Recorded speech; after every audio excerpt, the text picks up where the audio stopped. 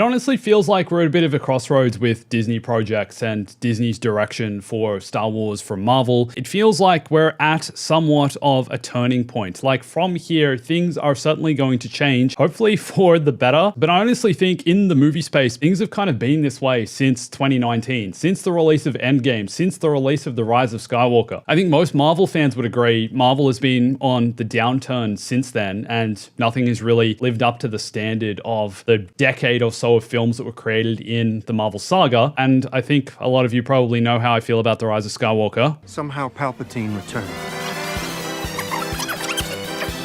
But 2019 was also the year Disney Plus launched, and for a while it was a huge success, and we thought that the future of Star Wars, and partly of Marvel as well, was in TV series. Funny how now, again, they're kind of shifting their approach though. They're seemingly making less TV series and are returning to cinemas instead, going for the big blockbuster. And speaking of blockbusters, Matt Smith recently joined the cast of Star Wars Starfighter, the Ryan Gosling Star Wars film, which is set to start shooting soon and is releasing in 2027 at this point. And this, I think, is another prime example of where we're headed. They're basically getting these giant A-list actors like Ryan Gosling and also massive blockbuster director like Sean Levy to make something in the Star Wars universe, to, I guess, reboot the franchise yet again. Sean Levy's most recent film, Deadpool and Wolverine, made Disney over $1.3 billion. And I don't really see Star Wars Starfighter getting close to that. A lot of that will, I think, depend on the marketing. But I just really hope they're going to do something original and memorable, as they're seemingly planning to do. I mean, they're also making the Rey films, continuing Rey's journey following the events of The Rise of Skywalker. So I guess in a way with that project, they're appealing to Gen Z because they're bringing back that same audience that maybe fell in love with the sequels, that maybe sees those films as their Star Wars films. Oscar Isaac also recently expressed his willingness to return to Star Wars, so surely the sequel actors will end up making cameos or having some kind of role in the Rey films, considering it's continuing that story.